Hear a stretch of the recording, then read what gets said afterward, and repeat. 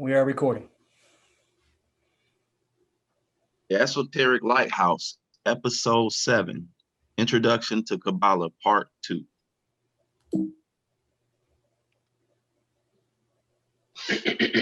Welcome to the Esoteric Lighthouse.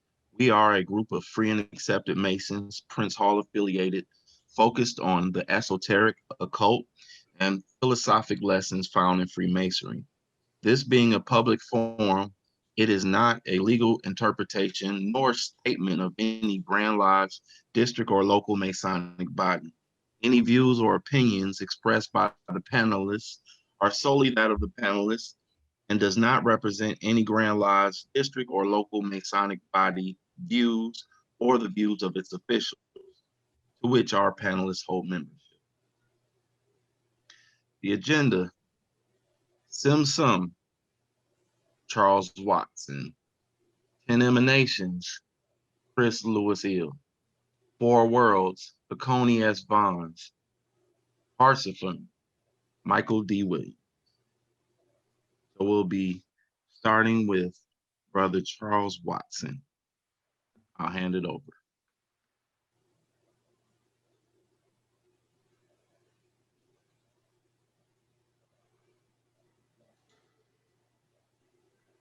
All right. Thank you for that introduction, Brother Salam. Um, my first slide here is to introduce the TzimTzum as it relates to the Kabbalah. In Kabbalah, the TzimTzum, meaning contraction, is the act by which the Creator removed his limitlessness from the world so that the creation would occur or could occur.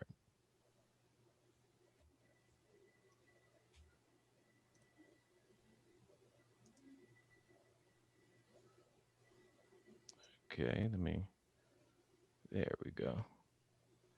So the topics that I'm going to cover is the 3 veils of all, creation stages, TzimTzum high level, TzimTzum the Kev, the line, and Reshamo, which is residue. I threw the creation stages in there just to set the stage for the remainder of the presentations this afternoon.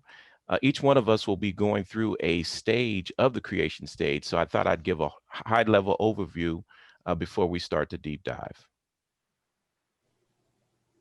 The 3 veils of all: Ayin, which is nothing; Ayin Sof, which is limitless; Ayin Sof which is limitless light, or what I'd like to say is desire and fulfillment. And the reason I brought this up is because there's a lot of controversy out there of how could all contract itself? How could all limit itself in some type of way to create a void? But if you really look at it from this perspective, all is all of these aspects, and the aspect that is being limited, it is the light. So at the end of the day, all is all the time. And I just wanted to bring that to the floor because, like I said, there's a lot of controversy out there about how can all remove any aspect of all. All never removes itself at all. It's always all the time. The creation stages. The first one, TzimTzum, which is creation, which is contraction and concealment. What happens here is desire and fulfillment was separated and created what we call time and space. And I'm going to use an analogy here. It's just a what I would call a conceptualization for you. The reason why we have to use this is because when we're dealing with the divine light or the divine truth or the pure light, anytime it refracts off of our mind, it's going to be slightly skewed. And it's going to be skewed based upon our perception of that light. And it's also going to be skewed based upon our language in which we're interpreting the light. So these are just tools or analogies to help you better understand what happened here. So what happened was desire and fulfillment was separated. And I'm going to give you a quick analogy here. So we have you over here on the left, and you want to have a nice juicy turkey sandwich. So you have a desire to have a turkey sandwich, but there's something that's standing in the way of you having that turkey sandwich, which is time and space. Because now you have to find the time to go make the turkey sandwich, and there's a little space between you and the refrigerator. So the actual separation of desire and fulfillment actually created the void of time and space. Kev, from which Adam Kadmon comes from, is divine light without vessels, the unified soul or the universal man. Lights flashing and recoiling from Adam Kadmon's eyes, nose, mouth, and ears form 10 vessels. Shivara, which is the fall, which is the shattering of the seven of the 10 vessels, which they call the first sin or the falling of the sparks or souls. Adam Harashan, which is the unified desires, sparks, and souls that broke and fell into individual desires, individual souls like you and I. Physical man, man meaning a plea for correction. And tikkun, which is redemption or the harmonious correction or repair, the rising back of these sparks, the unification back of these souls back into oneness. And here's a quick visual of what this may have looked like. Again, this is not an actuality. This is how we receive it and how it's been refracted off of our minds. So right here you have the limited light, the limitless light, or Ayin Sof, actually contracting itself. And when it contracted itself, it created what we would call a void. And then we had the Kev. The Kev is the limitless lights actually penetrating into this void. And I look at this more like it created kind of like an umbilical cord because it's still connected. If you could look at this like a womb, as the child is in the womb, there's a connection to the child through the umbilical cord. And as this light penetrated through here, the lights started to fill and create these different worlds. The first thing that was created in here was Adam Kadmon. Then through Adam Kadmon was the 10 vessels that were created. And out of Adam Kadmon's eyes, ears, and nose, he started to emanate and he filled these 10 vessels up. Now, these 10 vessels could not contain this divine light and they shattered. Some of these lights were able to escape from falling and rose back up. And three of the vessels, the top three, remained intact, but the below seven fell down. So if you look at this picture here, you have the falling down. And then if you look at this picture here, you have these sparks or what we call tikkun, the rising back up. So we have the shattering of the vessels, and then we have the rising back of the sparks back into the vessels. And the goal being was to repair Adam Kadmon. TzimTzum high level. The TzimTzum is understood as the process by which a teacher, the brilliance of whose knowledge and insight is infinite, must totally conceal his level of understanding in order to begin to teach and relate to a student of no previous background. And again, this is just to help you better conceptualize what took place here. The ultimate intention and desire of the teacher is to illuminate the consciousness of his student with the brilliance of his own mind. But first, he must contract and constrain himself. The reshimo or residue of his brilliance, which remains, becomes the initial point from and through which all his teachings to his students will emanate. This is similar to when you're teaching your child something. You have this infinite knowledge on the topic, but once you present it to your child, you have to kind of come down or contract what you know and bring it down to the level to where your child can understand it. Simsu, all is constant, undergoing no change from before to after creation. This is very important. We talked about this early on. All is constant, undergoing no change from before to after creation. From our perspective, however, the light of all seems to disappear. And I liken this into if I'm on one side of the street and you're on the other side of the street, and I look over at you, I can see all things. But if I come across the street to where you're at and I actually constrict you or veil you by putting maybe like a sheet over you, it will appear to you that nothing's there but the sheet. In actuality, Nothing has really changed except your perspective of what you can see. The purpose of TzimTzum was not mere concealment, but also for revelation, a descent for the purpose of ascent. Creation does not involve a limitation in all. You can kind of see that I'm trying to hammer this home. There is no limitation in all, which remains completely intact, but rather a limitation in knowledge of all. Again, it's from our perspective that the knowledge of all has been skewed, but all will always remain all. All does not change in being all. The presence of all is obscured. All is not completely known in a certain region of being, and that region of being becomes our world, our perspective. The Kev, this is infinite versus the perception of finite. And I threw that perception of finite in there because, again, remember, all that exists is all. But from our perspective, living our lives, it appears the illusion as if it's a finite existence.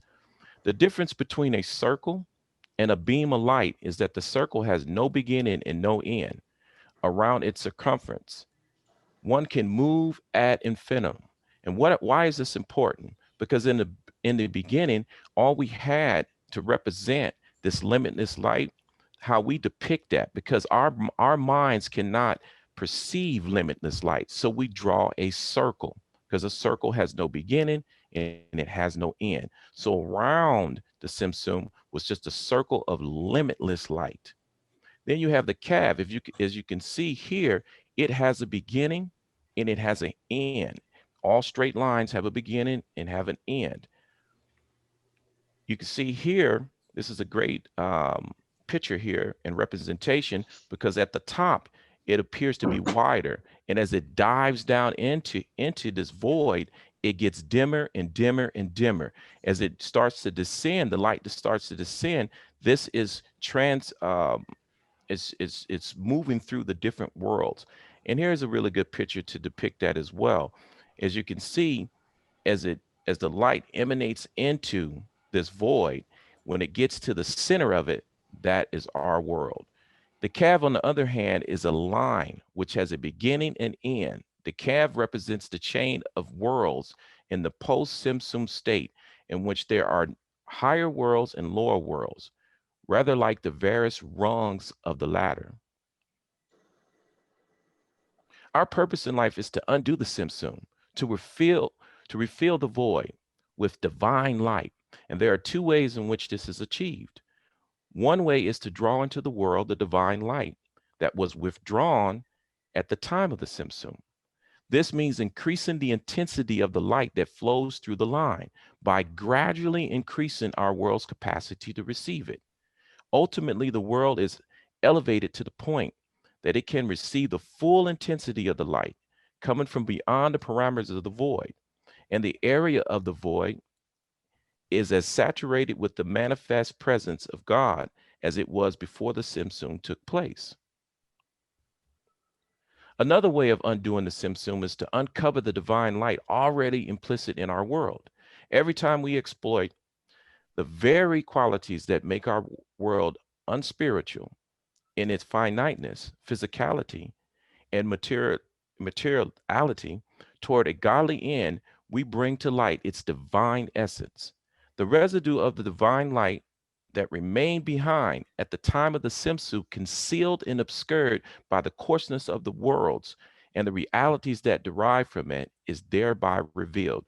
So in a nutshell, what this is saying is there's two ways we can bring more of the limitless light in, and then we can also reveal because when Iron Self kind of removed itself, it didn't remove everything. There was what they call a residue still there. So this residue that's still there, what we could do is unveil and bring that residue to light. So those are the two ways that we can restore TzimTzum. So I'm going to wrap it up with how it kind of relates to masonry. And this is just the analogies or how I drew it up in my mind. This is one way to draw it up. We always say that masonry is a beautiful system of morality, veiled in allegory and illustrated by signs and symbols. the way I look at that is that's kind of a constriction or a veiling of certain divine light, of what we call moral truths. And during this veiling, what's happened is we're running around in pursuit of this divine light, or what has been veiled to us. And because we don't have this divine light in our life, we go through this life as broken shards. What are these broken shards? They're caused by our vices and superfluities, in which we are given tools in masonry to fix. We call this a common gavel. The process of repairing ourselves is we do that through our virtues. So we're divesting ourselves of that which we do not want, and we start to invest ourselves with the things that we do want. So the tycoon, I do apologize for the typo on this slide. There should be two Ks here. The tycoon is the process of where we're correcting ourselves and repairing ourselves. And we do that through masonry by empowering ourselves and investing ourselves with virtues. Then we have what we call the return to oneness. And we teach this in masonry, the coming together as a whole with Psalms 133, 123, which behold how good and pleasant it is for brethren to dwell together in unity. So what I did on this last slide is just attempt to put it together in a way that brothers who are traveling can better understand TzimTzum. So with that said, I'm going to turn it over to Brother Chris Lewis L., who will be diving into the 10 emanations. Thank you, brother. Definitely uh, taking all that in. That was awesome, brother Watson. So, could everybody see what we have going on here? And in a way, this kind of answers the question, brother Williams, where I saw this. It was funny. I was thinking of different ways to present this information, and I saw this. It was set up a certain way. I said this will work perfectly for the 10 emanations or Sephi world. So digging into that, we'll start at the top, which is Keter or the crown. Modify that a little bit so I can see what's going on here. It's the first divine name or emanation from Ein Sof, as Brother Watson referred to. Quick overview of that. You have the three levels of existence and the three principal attributes. We have time, space, matter. Within time, you have the past, the present, and future. Space, you have length, depth, and width. And matter, solid, liquid, and gas. By uniting these three levels, Ein Sof, it's I have a little bit of typo there, but it can be made manifest. And the divine permeates all things, but is not limited to just one thing or confined to no thing. According to C.C. Zane in Masonry, the entered apprentice degree is founded upon Arcanum 1, initiation. Let me go back real quick. So then, and as we look at the tree of life here, it's kind of like you're moving from one, then to two, and then three in that order. So we've moved to Hokmah, which is also known as wisdom. And I have the owl there because the owl was representative of Athena in Greek mythology, producing forms and thoughts directed by divine will. Look a little bit more in depth, corresponding to the Hebrew letter Bet, means house in Hebrew, expresses the absolute being, and masonry represents the left or the feminine side and embraces the manifestation of past, present, and future. And in the tarot, Arcanum 2 can be read as science. Some key takeaways we have from this, Bet representing woman, the counterpart of man. The veiled Isis, which is on this card, wears the symbol for Mercury, which is also representative of Hermes. And numerically, 2 itself represents the binary or the duality. Of note in the sacred tarot is that man or woman alone cannot achieve unity and require a soul of the opposite sex. This would bring reason, the masculine energy, and intuition, the feminine energy, into one accord, and the two souls would ascend back into one ego. Without this adeptship, which is represented by the Magus, Arcana 1, it's not possible. Hold on 1 second, brothers. Trying to go back up. There we go. Bina, which is also known as action, which is a third emanation, And the divine word for that is YHVH, or Jehovah. It should be noted that when written in a triangle, it amounts to 10 letters, 4 repetitions of Yod, 3 of Hey, 2 of All, and 1 of Hey. This also forms the tetrakeys, which was discussed by Pythagoras, which when you have those dots within the tetrakeys, it also adds up to 10, when each dot has the value of 1. In terms of divine action, it also represents the 72 spirits, angels, or Arabim in Hebrew. The sum of the letter values of Jehovah written in a triangle, you have 10 plus 14 plus 21 plus 26, which executed the divine will. Some considerations. The elements, the letters themselves, the total numerical value taken as it is 26, with the repetition of the Hey, the Yo, and the Ball. The number 1 embodies the principle of all things. Hey, you have the number 5, the passive against the active, which is the Yod, and Ball, the number 6, the relationship between Yod and Hey. So according to Pappas, the law that led to the creation of the Hebrew language was the same that presided over the creation of the universe, which is also known as the unity principle. Some key takeaways. The unity principle itself is the sum of all things. We are all constituent parts of the one, or the I. The Hebrew alphabet, all Hebrew letters are combinations of the letter Yod. And the Kabbalistic word, the true pronunciation, is the key to all divine and natural sciences. So it's important to understand that the first 3 letters, which is the Trinity alone, make up the great sacred name, and the repetition of the second letter indicates a transition from the metaphysical into the world inferior to it. I'm trying to go up here. Go up. There we go. Which moves us into Chesed, or Kesed, I'm sorry. Grace and mercy. Some considerations for that is channeled through the order of dominations. So now we're getting to a point where we have these different orders. In the order of dominations, you're talking about the creation of images and material bodies. The 4th name, which is also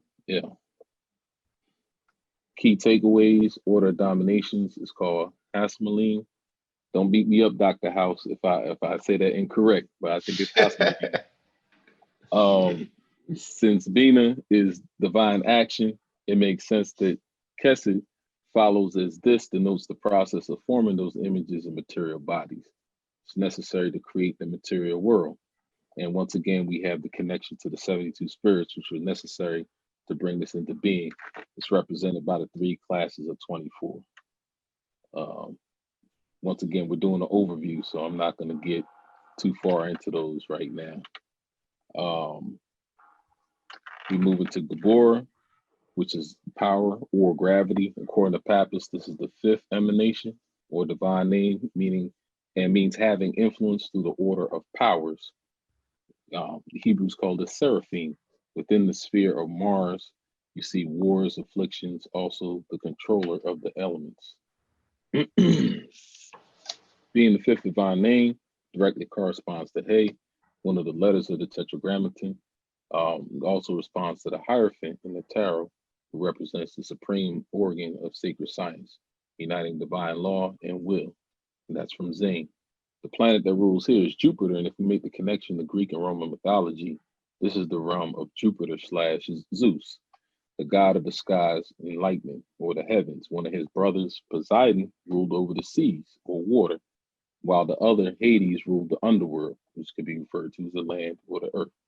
In the Hierophant's left hand is the triple taw, or the cross of 3 bars, which refers to the Trinity on different levels. You have Father, Son, Holy Spirit, Father, Mother, Son, mind, soul, matter, etc. When referring to Zeus, Poseidon, and Hades, you're talking about the mind, which is Zeus, governing gas. You have soul, Poseidon, which is liquid, and matter for Hades is solid, as represented. And therefore, power is represented in all 3 levels. Moving into Tiferet, beauty or glory. 6th divine name or emanation refers to the influence through the order of virtues, called Malachim by the Hebrews. In the tarot, Arcanum 6 refers to temptation or indecision. You could also call this good and evil or virtue and vice. So on this card, you see a man in the middle. He's standing on the crossroads, and he has two women on either side of him. And it's apparent how each woman is dressed. The one on the right is modestly dressed, while the one on the left has on less clothing. You can say she's topless. We could also examine this in the context of wants, which we say are vices and superfluities, as opposed to needs or necessities. I'm going to speed up here a little bit, brothers. Netzat, triumph or victory. You have the seventh divine name associated with the right hand column or right hand of God, influenced through the order of principalities. It's called Elohim or gods by the Hebrew. In Arcanum 7, the corresponding tarot of the conqueror, which corresponds to the Hebrew letter Zion, is holding a sword in his right hand for victory. He also holds a scepter with a square, circle, and triangle on it, which signifies dominion over all forms of matter. And we see, once again, we have mind, soul, and matter. Some key takeaways here. I see you, Brother House. So numerically, the number 7 expresses completion or perfection on the physical plane. According to Zane, human life 7, as composed of 3 and 4, which is familiar to my Masonic brothers, represents concrete, which is the 4, dominated by action, which is 3. The 4 represents the 4 forces of nature. We have air, water, fire, and earth, which are also represented in the tarot and specular Freemasonry. We are presented with a rough ashlar that represents us, the concrete. The 3, action, is actually represented by the 3 immovable jewels, who will always represent right thoughts, right words, and right action. King Solomon represents, or let's say divine wisdom, creates the chessboard or plans the work. Iron King of Tyre, divine will, acquires the resources necessary. And GMHA, or divine action, does the work.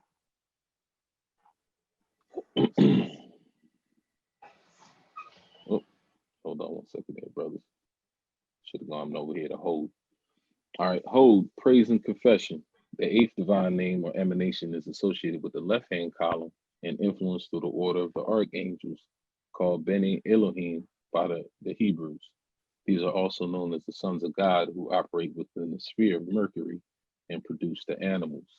So as you notice, when we get further towards the bottom of the tree, we're actually talking about more physical manifestations. In Arcanum 8 of the tarot, we see a seated female figure who's hoodwinked with a sword in her right hand and scales in her left for balance. This could be interpreted as justice or equilibrium, as this is the ancient symbol of such. We've always heard the old adage, justice is blind, but we rarely see this image as its interpretation. Within this same card, we see a lion as an emblem of force or power on her right side. The sword in her right hand serves a dual purpose, as it fights for good and punishes the wicked. The serpent at her brow also denotes divine intelligence or enlightenment to judge wisely. So the number 8 also represents the descent of spirit into matter, as I mentioned before. So based on the tree, we could see this materialization take place and also view it as the slowing of vibrations, just like sound or colors within the light spectrum, of which there are 7.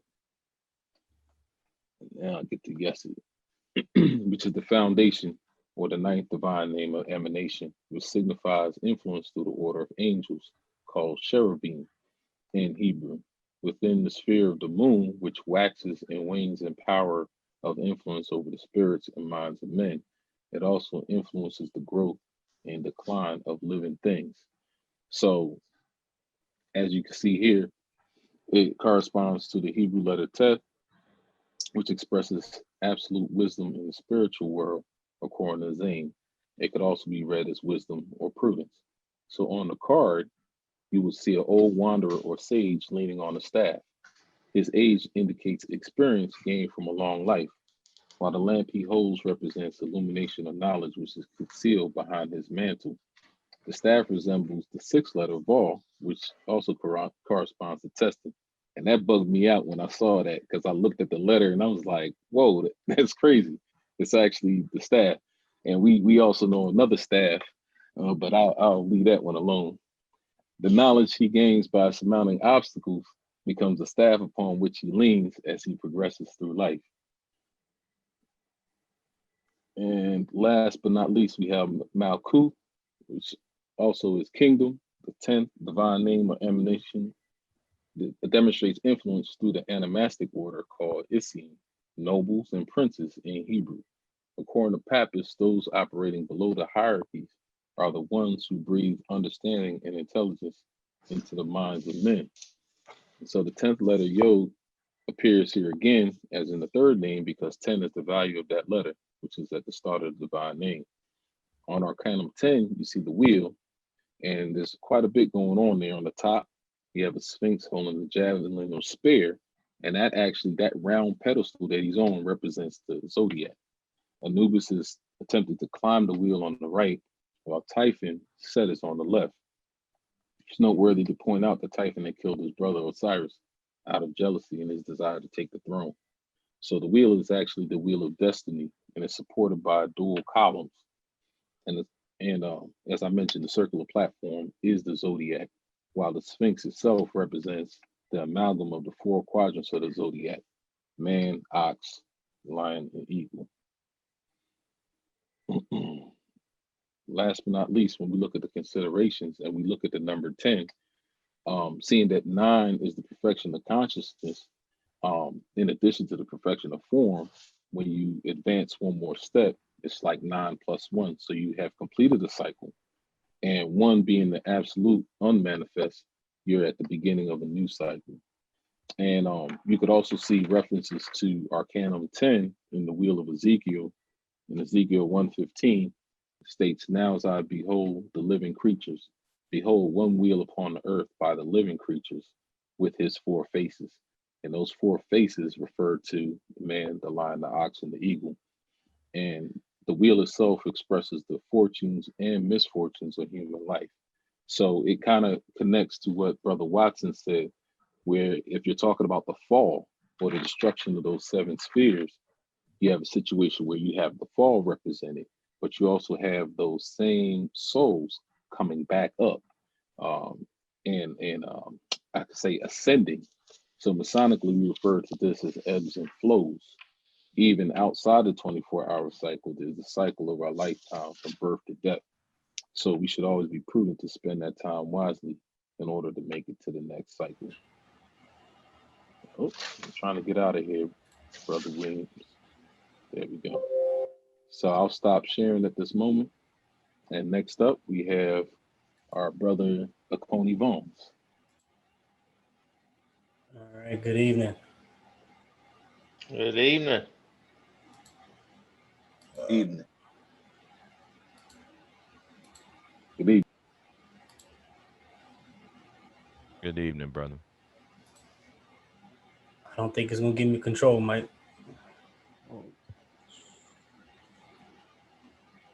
Hold on, give me 1 second.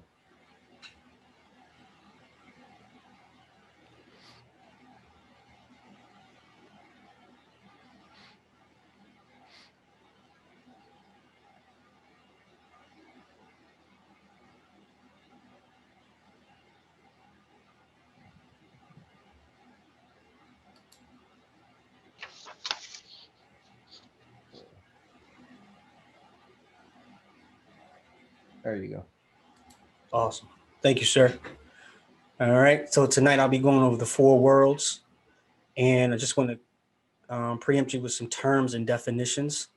So the anthroposophy or anthroposophy is a philosophy founded in the early 20th century by the esotericist Rudolf Steiner that postulates that the existence of an objective, intellectually comprehensible spiritual world is accessible to the human experience.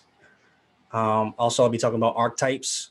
It refers to areas relating to literary analysis, behavior, and a modern psychological theory. It can also be referred to as the recurring motif or symbol in mythology, painting, or literature. It is also the collection of images, a pattern of thoughts, or inherited unconscious idea. And as has already been said before by our previous panelists, Kabbalah, you can think of it as just one way to map out the descent of consciousness into matter, from Kether and the Malkuth. Buddhism focuses on the mechanisms that gave rise to the consciousness in the first place and focuses on some fundamental characteristics inherent to all conscious experience. We mentioned three things, or veils, or the three top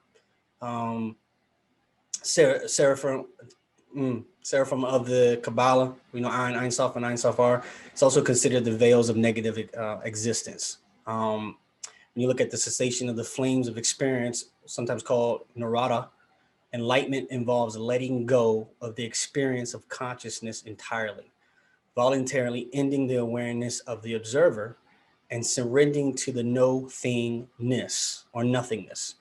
It requires all of one's faith, but is the only guaranteed way to end fundamental suffering. The thelemic manner of describing the unmanifested chaos that precedes the root of conscious experience, or Kether, or source consciousness. Thelemically, these are given the names, as said before, Ein, Ein Sof, and Ein Sof are, but also they refer to a similar domain that is not experientially accessible to the observer. Again, Narada. Archetypes. So when we hear about archetypes, we can think about four main psychological archetypes. Carl Jung mentions them as the self, the persona, the shadow, and the anima or animus. The persona is usually, in the Greek, it means mask, outward face we present to the world. The anima, or mirror image of our biological self or sex, masculine to feminine or vice versa. The shadow, or animal side, or our id, our creative and destructive energy. And then self, unity and experience, a state of selfhood. Now, when we look at the four worlds, as you can see here on the diagram, we kind of divided it off into four pieces, obviously. So you see at the top, you've got Asilith, Bria. Asilith has the archetypes. Bria has creation. Yetzirah, the formation, and Asaya is the physical. The four worlds have a unique relationship with the Tetragrammaton, meaning the word of four letters, which is the mystical, ineffable, unspeakable, unpronounceable, and most important name of God, or Yahweh Ha. Also aligned with the fixed signs of the zodiac, Leo, Scorpio, Aquarius, and Taurus. Within this fixed cross are the four elements. Again, just you may hear a lot of things I'm going to repeat a lot, which was already said, and it's just reinforcing the concepts. These represent the building blocks of all life when in harmony with the divine. There's a special point in space and time within the fixed cross of signs where there lies the everlasting key to true knowledge, wisdom, and understanding. For those of you that know, you know Red House. I just mentioned a lot of that. So for your Red Chapter, you got some of that. The four worlds are not linear. Rather, they are multi-dimensional, parts of the divine human. Sometimes they call this the ladder of light, Scottish Rite. They all dynamically interact in every moment, and each world is a tree of life unto itself. We are actually multi-dimensional, fourth-dimensional living beings, presently moving vertically, horizontally, diagonally, and spirally within the context of time, all at the same time.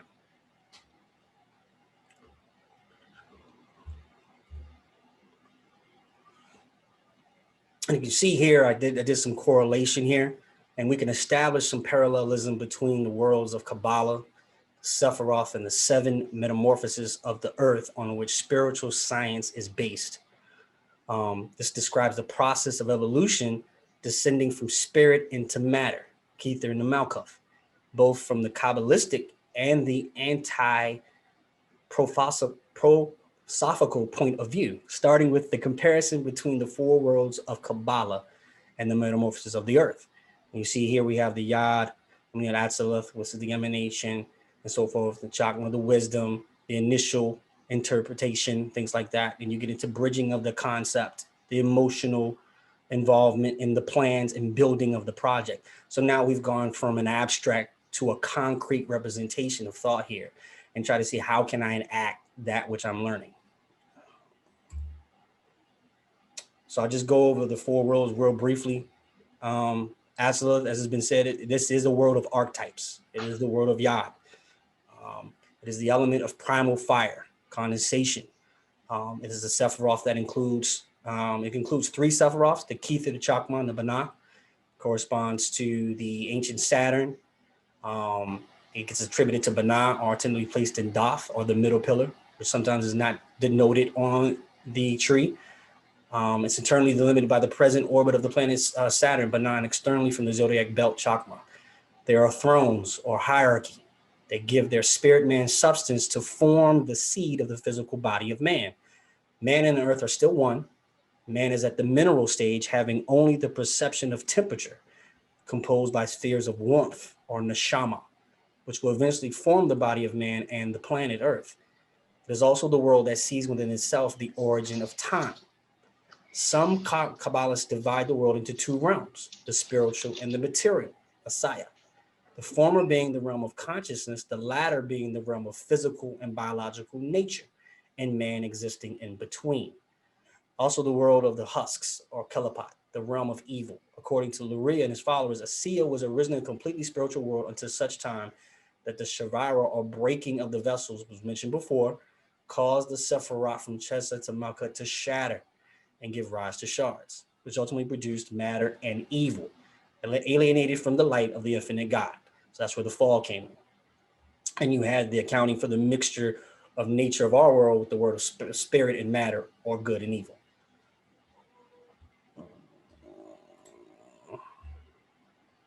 Now we get into Bria, or the world of creation. First, Ha, O Ola, Ha, Briha. This is the element of primal water, condensation to light air. Now this is including three Sephiroth, again, Chesed, Geburah, or Tefereth. It has a secret name, which is Seg, which is the number 63, which is the corresponds to the 63rd element of the periodic table, Europeum, which is found in the sun and in some stars. Archangels, this particular world has archangels, or what we call the angelic realm. It's associated with the Sephora, equivalent to the Christian concept of purgatory. Corresponds to the metaphors of the ancient sun, takes its name from the sun in Tifereth, or the middle pillar. The sun mainly takes place in this mental world, or the Devachan, which takes place in the state of warmth and light. If we follow the alchemical principle of condensation, as in anthroposophy, air follows fire. But we can also say that air and water are both fluids. Thus, both can be taken to represent primal, rarefied fluid in which warmth condensed. This element of primal can also be substituted for primal water. There's a metamorphosis again here, delimited by the orbit of the present planet Jupiter, Chesed, and externally by Saturn, Banah, of the previous metamorphosis. There are dominions in this world, or a hierarchy of Chesed. It gave their vital spirit substance to form the seed of the vital body of man. Man is composed by warmth, neshama, and air, ruach, or pneuma in Greek, in the form of kalaxis, the plant man, with a polarity between body earth and life sun. Being able to perceive light and dark, the state of consciousness is one of dreamless sleep, which Kabbalistically corresponds to the Adam Kaman before the descent beyond the veil of Paraketh. Now we get into Yetzirah, the world of formation, or the Va. Its element is primal air, its condensation to sound water. Sephiroth include the Netzach, Had, and Yesod. Corresponds to the metamorphosis of ancient moon, which takes its name from the moon and Yesod, or the middle pillar. The world in which ancient moon mainly takes place is the astral world, which takes place in the state of warmth, light, and liquid. As before, in a Kabbalistic context, we can substitute the element of primal water with primal air, in this case, a synthesis and compensation of primal fire and water. This metamorphosis is internally delimited by the orbit of the present planet Mars, Kabbalah, and externally by Jupiter, Chesed. The virtues are what constitute this world, and it's the hierarchy of Mars. They gave part to the spiritual self-substance to form the seed of the astral body of man. Now we have the astral. Man is composed by warmth, neshama, air, ruach, and now water, nefesh. In the form of a fish, the man animal being able to perceive sound now. The state of consciousness is one of a dream, which Kabbalistically corresponds to the Adam Kaman after the descent. again, beyond the vowel pericarp. Last world, Asaya, the world of action, the final He. This is the primal earth, the condensation to life earth. Sephiroth includes Malkuth, corresponds to the metamorphosis of present earth, which takes the name from the earth, and Malkuth, or the middle pillar. The world in which it mainly takes place is the physical etheric world, or etheric, which is the state of warmth, air, liquid, and solid, the element of primal earth, having in itself all the four materialized elements. The metamorphosis is internally by the present of Malkuth and externally by the moon.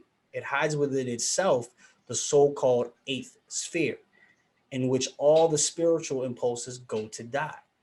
The eighth sphere thus corresponds to the tree of death, or the Kalaf, placed beyond the earth quadrant of Malkuth and Asaya. The Elohim hierarchy of the sun exists in this world. It gives a substance to form the I principle to man. The implications of this are fully explored in anthroposophy and the mysteries of the I am of man in Christ. Man is composed again at this state by warmth, neshama, air, ruach, water, nefesh, and now solid, guf, with the five physical senses. The state of consciousness is awake, which Kabbalistically corresponds to Adam and Eve after the expulsion from paradise.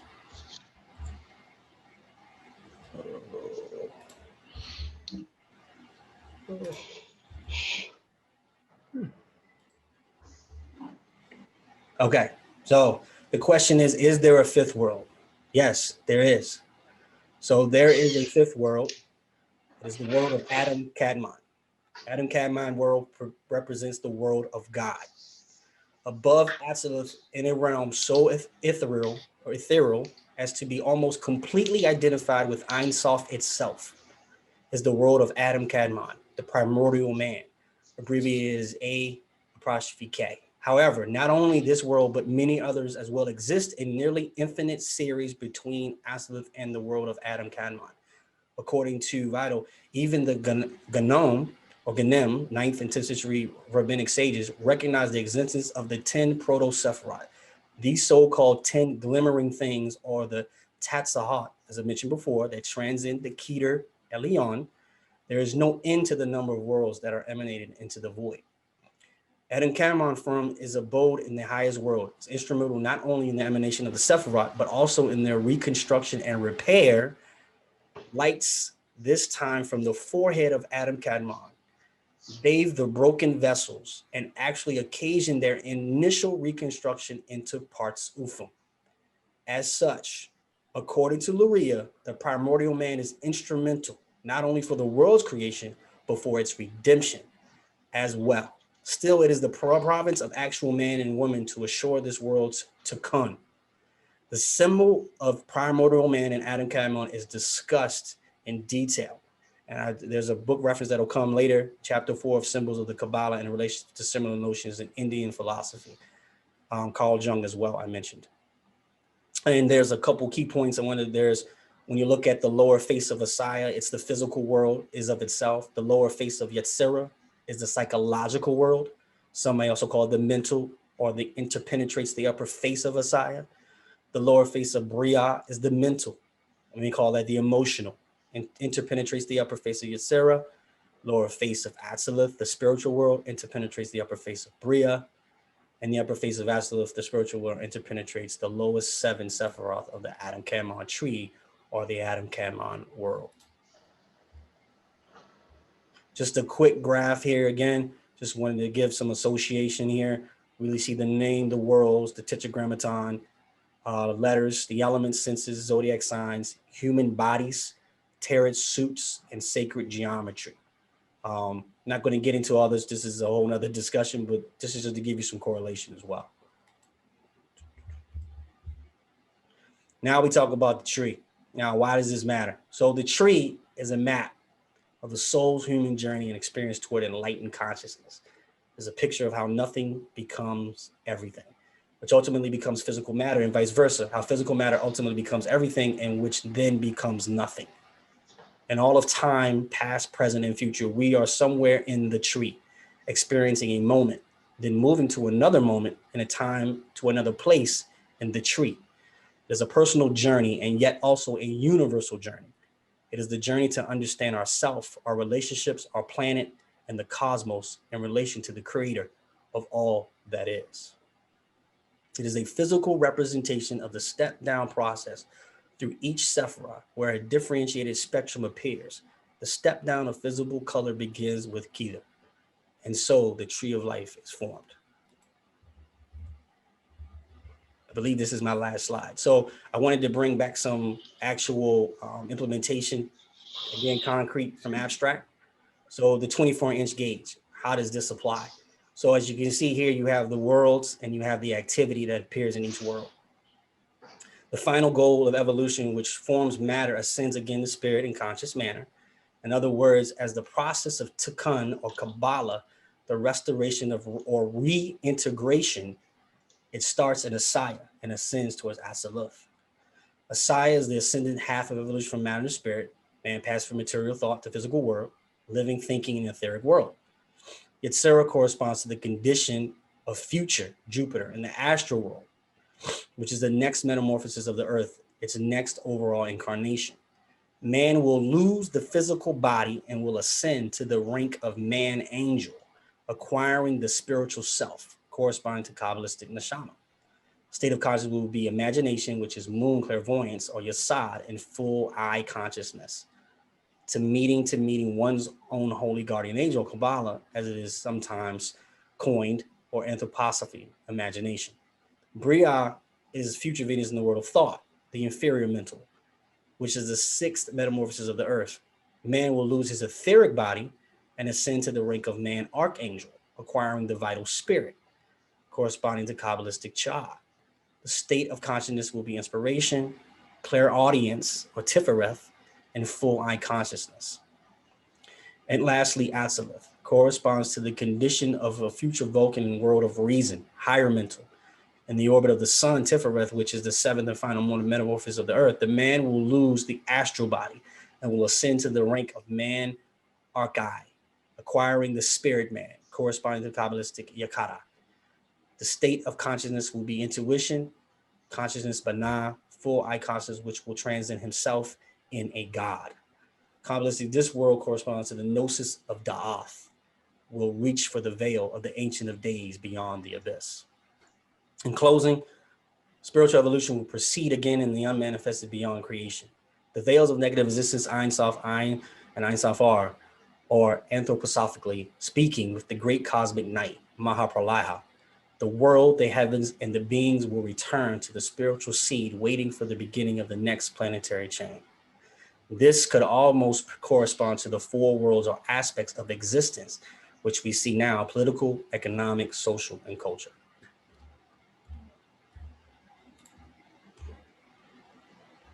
That's it. Mike, you got it. All right, good evening, Brother Williams, Michael. I'll be covering the Partzufim. So basically what the Partzufim is, it's a breakdown of three different parts of the tree of life, or the Etz Chaim and the Sephiroth. The three major parts are the Arik Ampin, the Zer Ampin, and Nukva. Partzufim basically are compound structures of the Sephiroth, and a Partzuf is a metaphorical figure of the human likeness used to represent the expansion of the individual Sephiroth into independent configuration with 10 Sephiroth of its own, meaning that in each sphere, there's another correlation of 10 Sephiroth. This is arranged such that each Sephiroth contains within itself aspects of all 10 of the Sephiroth. And each aspect is further subdivided into 10 again. So it's that when you look at Ein Sof and Ein Sof, or the limitless light, and the in infinity, essentially, it's basically saying that each sphere contains infinite wisdom, and it's a continuous cycle upon a cycle upon a cycle. Indeed, the two primary features of the Partzufim are they are fully expanded vessels and their interrelationship of one and another, such that they are even described by names characterized by the way they function as complex structures and the way they interact with other Partzufim. Abba literally meaning father as Partzuf of Hokmah, and Ima literally meaning mother as Partzuf Binah. The two which are interacting, they interact with each other and give birth to a son, the Zerah and Pin, and daughter in Malkuth, which is Nukva. All right, I'm starting from the bottom of the tree and working my way up. Nukva Malkuth is the female of Zerah and Pin. This is the indwelling of the imminent Shekinah, the divine feminine. Basically, this is, if you understand the principle of Shekinah, this is almost like saying this is the soul within inside of matter, which is found in Malkuth, the physical world. This is where this Sephiroth holds all the emotions, and it's born from Ima on the left side, which is judgment. Nukva is female and the daughter of Malkuth, which reigns in the feminine Shekinah, as mentioned before. Nukva relates to our body on the tree of life, to Malkuth and Yesod. The Nukva is the bride-to-be who longs to be united with the Serampin. Our being, our innermost needs to incarnate here in the body, but our innermost cannot do this while it is impure. We've been so degenerated and polluted that the innermost can't work here, and we have to work our way back up the tree, psychologically, spiritually, egotistically, and physically. What is the rose? It is a congregation of Israel. Being there is a rose, and there is a rose, and that rose is Nukva. According to the Zohar, that holy place on high, namely the Nukva of Zerampin, which is called the land of the living. So essentially, Nukva is our physicality and everything that we see on this plane. And the goal of Nukva is to be married or be brought back up to Kether or Keter, to form our true self in Adam Kadmon. And tying it back into masonry, when Nukva is depicted as a square around a circle, so it's circling the square around the circle. And when I look at it, I see the perfect ashlar. Once we embody the concepts, we start formulating from a rough ashlar into a perfect ashlar. And once we get that perfect ashlar, we start being able to transcend up the tree into Yesod.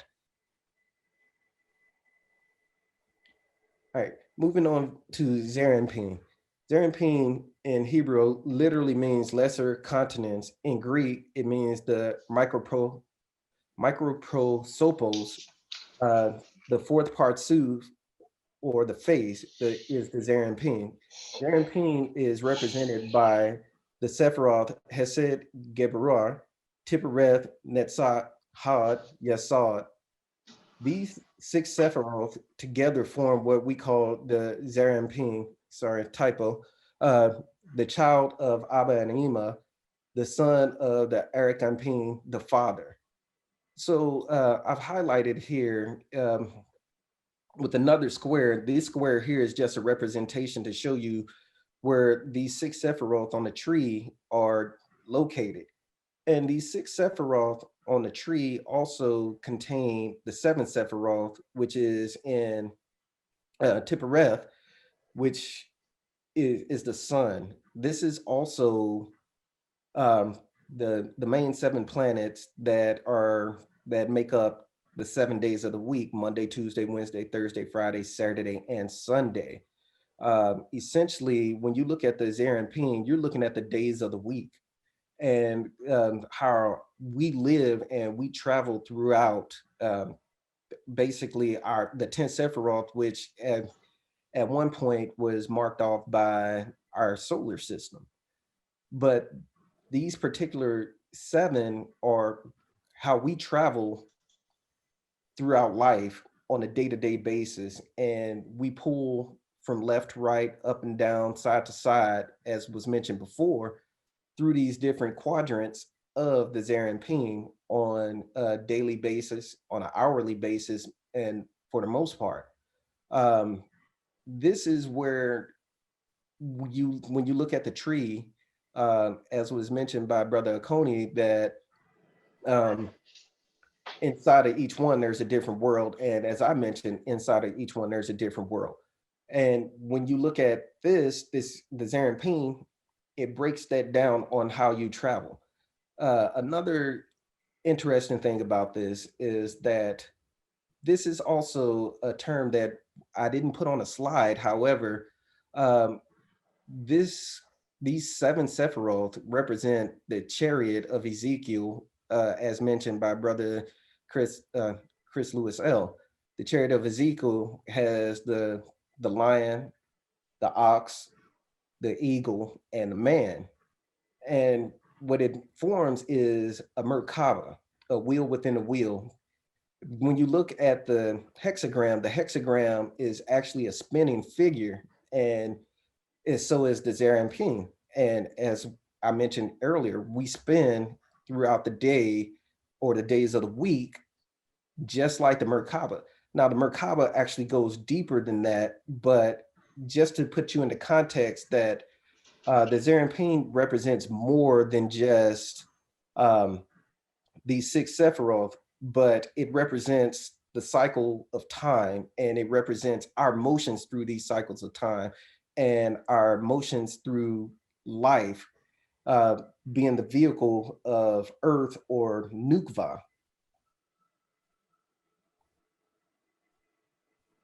And finally, we have the Erekamping. The Erekamping consists of the top 3 Sephiroth, which are Kether, Hakma, and Binah. And the Erekamping actually is found in Kether. However, all 3 of these Sephiroth put together make up the Erekamping, according to some schools. The Erekamping is also known as the long consonance or the infinitely patient one. Erekamping is the external Parsuf of Kether, corresponding with the superconscious power will of the soul. Erekamping is generally identified with the concept of infinity or infinite power. For Eric, long implies infinite extension. As explained above, Erekamping relative to the entire world of Azalut to come is referred to the higher and higher of the lower. Every state of being or world begins with the power of will of immanent or create a world or environment, conductive to propagate and hone a specific state of consciousness.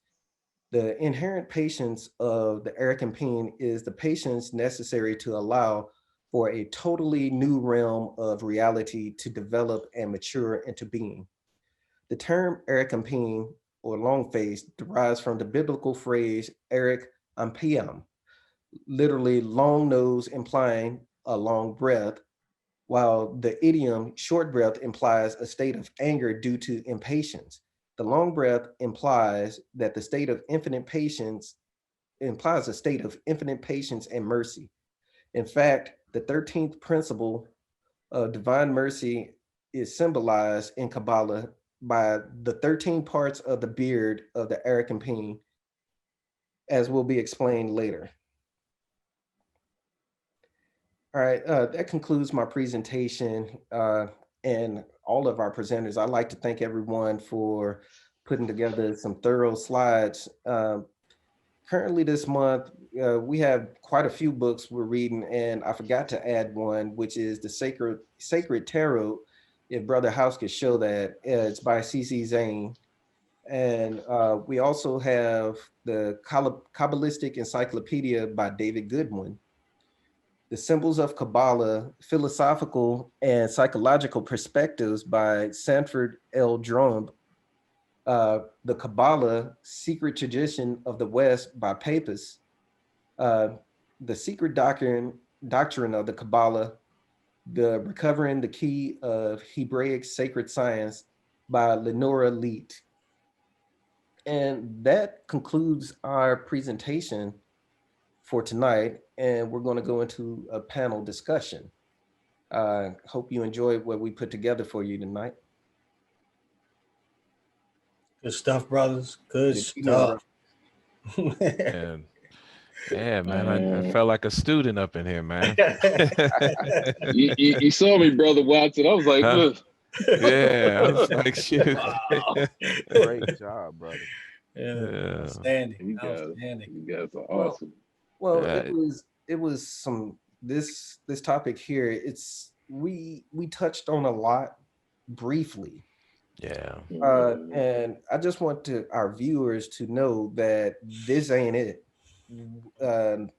We can literally take each part and spend days, weeks, months, Mhm. years on these topics. We just gave you guys an overview so you can have a basic understanding of what the Etz Chaim or the Tree of Life, what it has in it, and some of the concepts.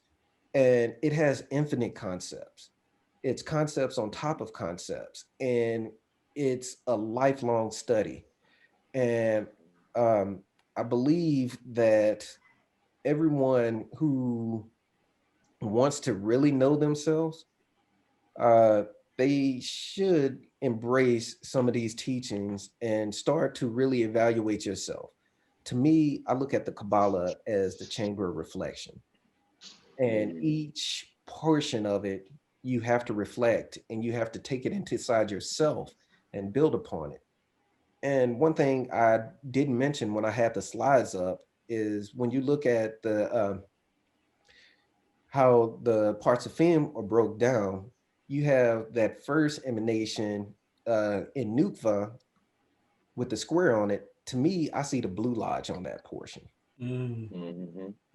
Then when you go into the Aracampine, when I look at the Aracampine, what I see there, I see the Royal Arch with some of the cryptic degrees tied into it. And then when you look at the I got them mixed up. That's the Zerampine, but the Aracampine, which is the top, what's inside the delta. Top three. And those top three, when you know where the delta is, you start looking at the story about Zerubbabel and his signet. Right. Then if you're in a KT, you see that all prevailing triangle. And if you know the story of John the Baptist and the platter and things like that, you know where I'm going with this. Right. All right. Then at the same time, on the flip of that, if you're in the Scottish Rite, it has some of the same elements. So when you look at that square, you're still in the lodge of perfection. And essentially the Kabbalah is found throughout all 33 degrees of the Scottish Rite. However, when you look at the Partzufim, you see mostly the lodge of perfection. And then the delta up top of that, you can say that is your consistory and also the Supreme Council. In between where you have the other 6 Sephiroth, that's our day-to-day life where we're doing that work from the first all the way up to whatever degree and then back down. It's a lot more I could touch on there, but I don't want to go into degree work because each element of this breaks down degree work, and we don't have full Masonic viewers, and certain parts of my obligation I can't talk about. And one thing we didn't discuss, which is each one of these elements is the Hebrew letters, the Hebrew alphabet, which makes up the past. And when you look at those paths, each letter has a story to tell. And we can do 22 episodes on 22 letters. But for the sake of time and the sake of other topics, we just touched on these portions. Right. And it's just amazing how everything ties into each other. When you look at the tree of life, most people, they see that tree and the 10 Sephiroth. But when you look at how Brother Watson explained the schism, TzimTzum. Simpson. Yeah. So the way you explained it, and you take that and you correlate that, all the elements that we talked about tonight, it all feeds back up into that one point. And that point within a circle that expands out is the exact same thing. But what people fail to realize is that everything within inside that tree is inside that one single point. We look at it as different portions of it as being divided and separated, but in reality, we've never left the spirit or the body of God. We've always been inside of it. That's very We as important. humans have created this division inside of our minds, inside of our psyche, to say that we're not part of the creator. We're saying we're just a creation and we're striving to get back to the creator. But in reality, we never left. It's our understanding of reality and the physicality around us which puts blockages into our minds. The Buddhists called it Maya. It's the world of illusion. We have created this illusion of disconnectedness, diversity, and all of these elements around us as barriers. And these barriers are barriers to wisdom. These are barriers to barriers to our understanding and unlocking our minds. And hopefully the viewers who are seeing this, they see that what we presented to you tonight was an overview of a large scale process of you realizing that you are directly connected to the creator. You're in the body of the creator. You're not separate. I heard something about a silver cord there, Brother Williams. Was that? That silver cord. Yeah, that silver cord.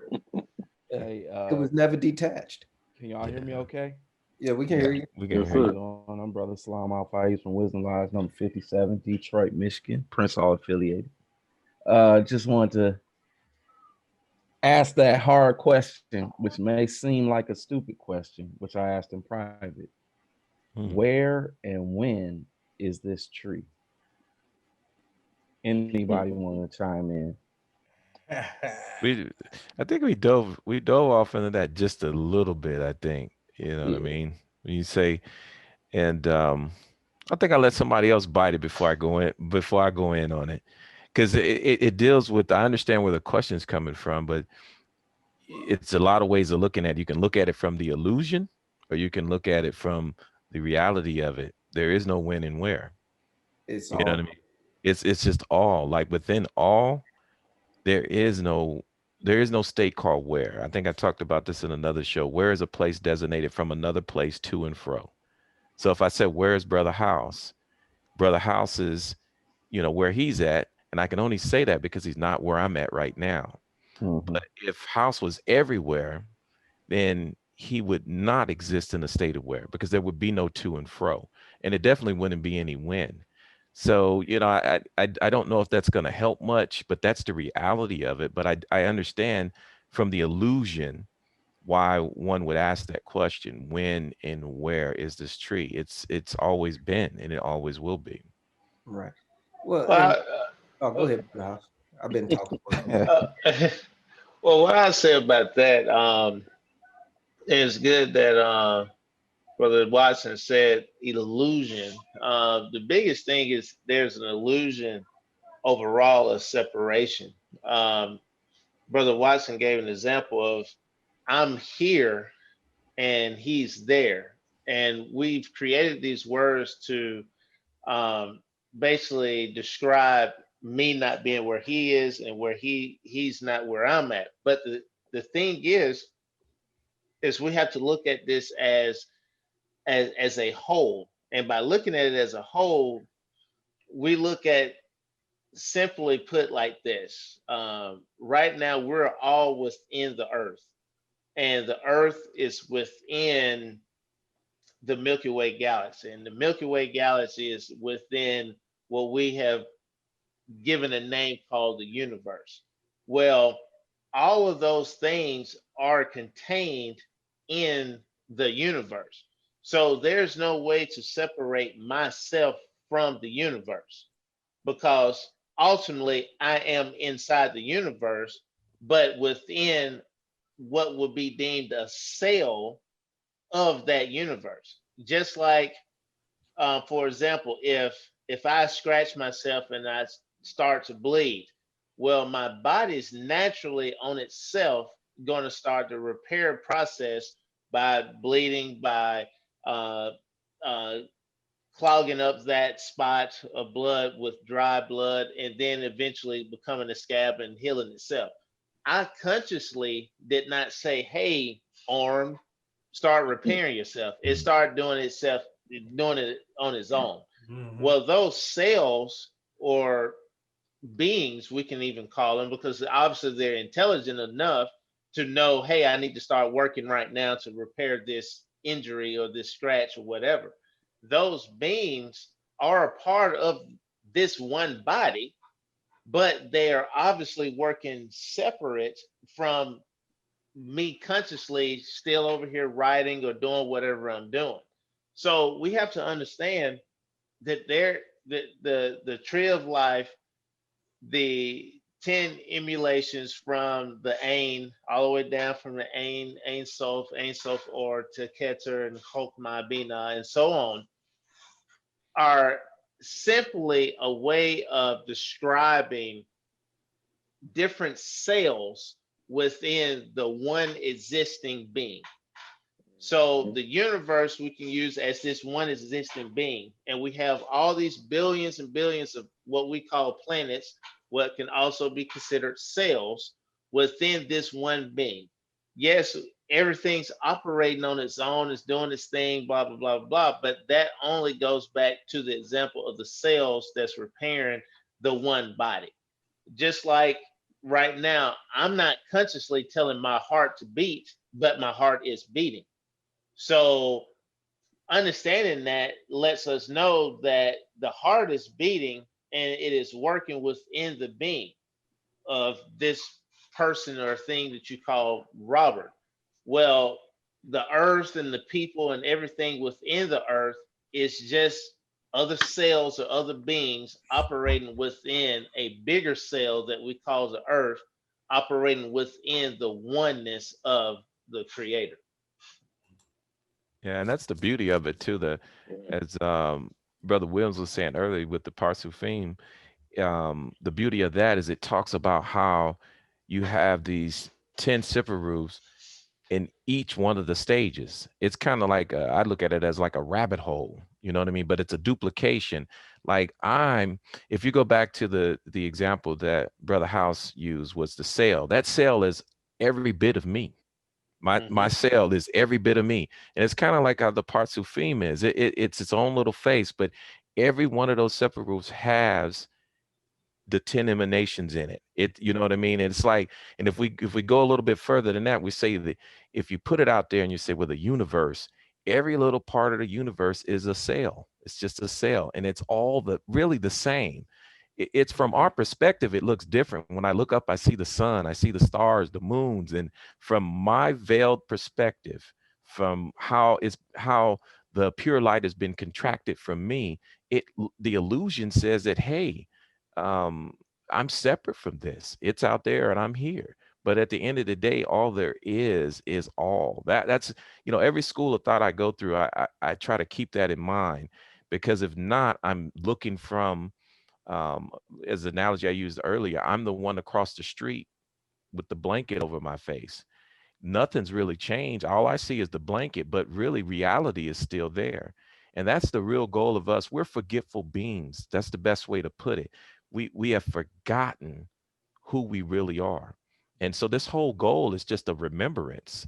You know, I've used this analogy on here before as well. If I asked everybody, I know you guys have heard it before. If I asked everybody to wiggle their right toe right now, they're going to wiggle. And I said, keep wiggling, keep wiggling. But when I was talking a little bit ago, you weren't even conscious of your right toe, but it was there all along. And that's the whole purpose, to rise up and into a higher state of awareness and consciousness and remember who and what we really are. Because Yeah, we fell from grace. yeah. And you know, Yeah, brother. Yeah. Go ahead, brother Williams. yeah, just to round it out with Brother Salam's question, you know, when and where is the tree? As we've all said, that you know, the cells in the body, you know, wiggle your toe, whichever way you want to go with it. And as above, so below, as within, so without. And when you look at it in that perspective, you take space and time. Space and time is mainly the function of this realm that we see, the realm of illusion. Space and time is what says that the tree is somewhere between when and where, and it's not now. Okay. That's only because of space and time. If you remove space and time out of any equation, it's always now. So we will be experiencing space and time in the world of Asia, Malkuth.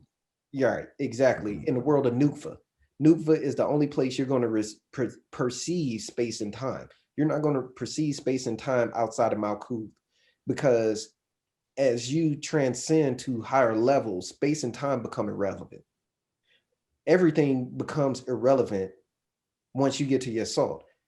And when you look at a lot of trees, they have Malkuth with branches going to the left and to the right, leading up the tree. That's a false statement. The only way you can climb the tree is through your salt. That's the way we fell, and that's the way we climb. And then Foundation. the foundation. You gotta go up. You got to go up. You can't go to the left and then go up. You can't go to the right and then go up. You know, so when people say they on the left-hand path or the right-hand path, they lying. You got to start on your way in the middle and work your way up. And guess what? When you work your way up, you converge at the top in the delta, regardless of what you say. Now, most people refer to the left hand and the right hand path as something as being evil, or the evil or ultimate good. But what it is just a play on energy, masculine energy versus feminine energy. And that masculine energy and feminine energy have to work together in unison. And that's how you stay in the middle of the path, through that equilibrium, that balancing. Right. And, you know, and if you're a Scottish Rite Mason, you know where equilibrium falls into play. And we as humans, we forget that, and we want to play on opposites. As you can see across the world, you always got these people who want to be the hero, then you always got these other people who want to be the villain. But if you ever look at a movie, what does the villain say? The villain is always saying he's doing it because things are out of balance. Most villains say things are out of balance, or they want to go back home, and somebody is taking them away from their home. Thanos. Yeah, I was about to say Thanos. Magneto. Magneto. Magneto was with it. Yep. Yeah. And what's his name? Megatron. Yep. Megatron from Transformers, huh? Yeah. And what was happening was that what happens there is that these things that take, and even Darth Vader, he was in trouble for loving. How you be in trouble for loving? Oh, our show Dark too. That show Dark. And Adam. I think that was his name. And when you look at it, when you think about, most people, they get it confused when they look at the tree. They see the negative side as being, you know, weak, well, feminine rather, but that's actually strength. And the male side is actually the love for it all. So when you look at Darth Vader, he had that love. That's right. Yeah, and the Jedi was trying to take that love from him.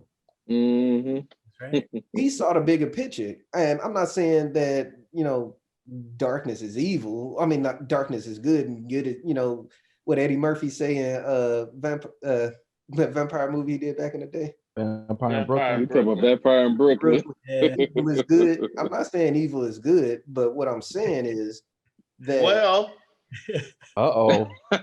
Uh-oh. hold on. If God is Yeah. always good, and it is Mm. written in Isaiah 45:7 that I create light and I create darkness, I Darkness. create good and I Yeah, create evil. evil. I, the Lord, do all these things. Then Mhm. our concept and idea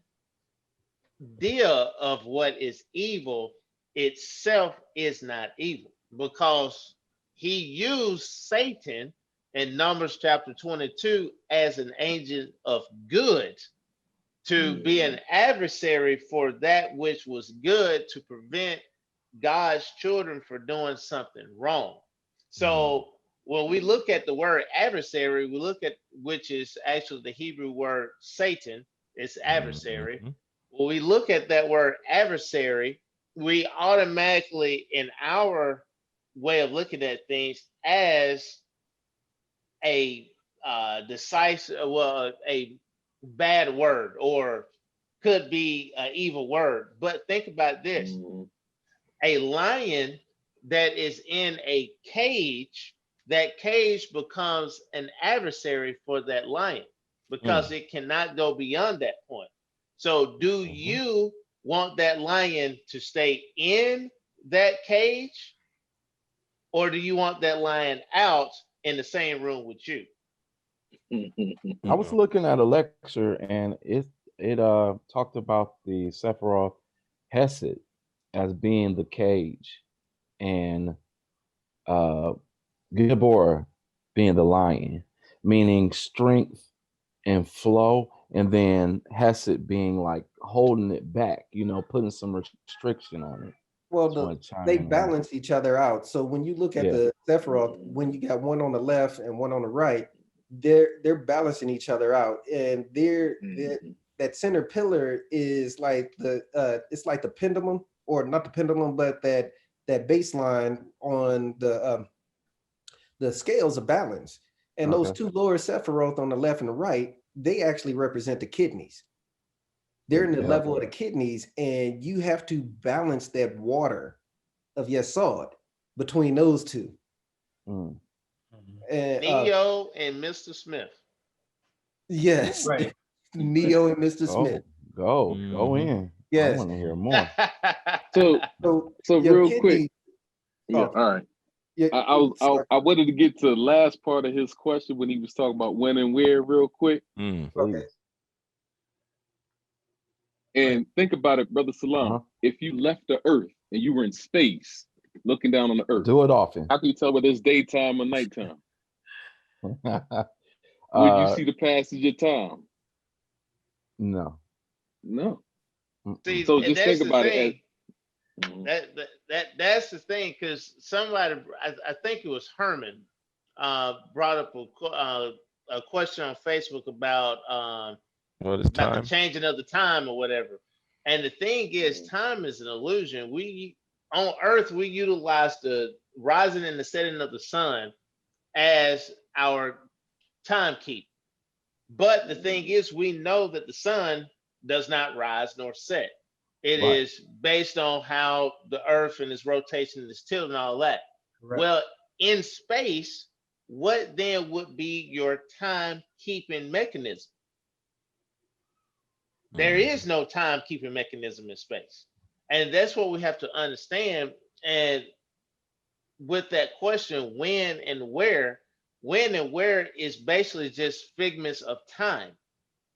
And if there is really no such thing as keeping time, because you cannot keep time in space, because there's nothing to utilize as a constant level of time. And even the Earth itself is operating in a ecliptic form of rotation. It's not in a perfect circle when it goes around the sun.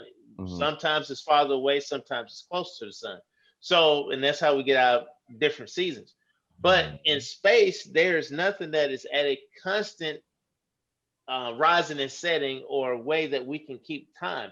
So when we understand that there's only one being that truly exists, and that one being is the existence itself, then we know that there's really no time. So there is no when. It simply is. It's just pure existence. There's no when it is, where it is. It just simply is. I think Brother Coney, I don't even like talking behind him when it comes to time. He tore it up on his explanation of time. Hey, you know, he talk about spatial and temporal and so forth. It just made too much sense. Right. You know. Right. Mhm. I did want to just clarify what Robert was saying. Yes, you cannot tell time and space, but things are moving. So there is an astronomical sense of a pattern happening. Pattern. That's yeah. why we're in certain astronomical, what's called a phase. So like right now, you know, like you're in Pisces, and so we're saying that's why it's the fish or the Christ era. But then we're going to move into Leo, which is why the Bible says coming back as a lion. That's the next phase or the next age. So yes, things are moving in a sense, but if you're in space, you don't know that. You'd have to have an aerial view of the entire galaxy to know where things are actually pre-positioned and positioning themselves as thing moves. But yeah, there's no clock per se, yeah. But the things are still moving. So But see, we only know about the ages as far as Pisces and Taurus only because we're from the vantage point of the Earth. And if we leave the Earth and go into space, we're not going to have that same vantage point. So it's no more age of Pisces or Taurus. correct. That only takes place from the vantage point of those on the Earth. Right. Everything is in relation to The here. Earth. Right. Yeah. Uh-huh. So once we Malkuth. go to space, Malkuth, there's yeah. no more ages. There's no more any of that because you're now having, because I asked a question before, how far are you falling in a bottomless pit? I remember that. Yep. Mm-hmm. And then If if you Not go really to, falling. if there's no bottom, yeah, then you're technically not falling. yeah, and if There's you go to a nowhere to different fall planet, to. I used to tell people, I said, you know, again, we're telling, that's a good point you guys made. We're telling time because we're stuck here on the planet Earth, right? The gravitational pull sucks us down and we're walking around and our perspective is from the planet Earth. But what if you went to Mars? Let's just say you could live on Mars or another planet. And then we use the same objects to tell time. Time would be slightly different. Things, there are planets out there that are moving around faster and there's planets that are moving around slower. So their Right. days would be longer and their days would be shorter. You see what I'm saying? So it's almost goes back to Einstein when he says time is relative, right? But if you really look at it, I can see how from one perspective someone would say time does exist. Yeah, it does to you. It's real. I got to get up at a certain time in the morning and go to work, right? I get that. But in actual reality, it doesn't. Yeah. You know what I mean? It's kind of like So a disc. Somebody explained it to me years ago. If you take a DVD, the DVD just is. He called that the DVD of now. But to find certain segments, we'd have to say go to this time and this location to get this part of it. But in actual reality, if you step back off the disc, it's just the disc of There. now. Right. Yeah, it's just there. Right. so in essence, I know Kabbalah being a tradition of reception, having the three different ones, the Hebrew Kabbalah, the Christian Kabbalah, and the Hermetic Kabbalah. But all of them going off of the hidden meanings of the Torah. So in the Torah, you have in the beginning, God created the heavens and the earth. That's not what So it in says. That's a in a translation. beginning, excuse me, All didn't you right. say in a beginning? Okay. In a beginning. Say So with wisdom. in essence, when is that beginning? Is everything now? Well, see, that's the thing. We have to get out of the context of when. Yeah. Our finite minds cannot understand infinite. It doesn't matter. It's like the beginning of, there is no beginning or end. Like we keep trying to have a demarcation point, like again, a spatial and temporal representation of when something began or stopped or emanated. It doesn't exist in that particular realm. See, the biggest thing is Bereshit doesn't actually translate to beginning. It's really at first. Right. So it's not really saying this is the start of something. It is saying It's an at order. first something is already going on, but at first this took place. It's not a really a reckoning of time. Okay. Right. I mean, just for the Well, simple fact- this is it. This is another one too. Try this out, Brother Salam, sometime. Remember that example I gave you about, this is what I have to do. I have to consciously remove the veil when I'm studying. Meaning, remember I got a guy across the street. He has no veil on. He sees reality for what it is. He can see the whole disc. But the guy that's across on the other side of the street, he has a veil over him.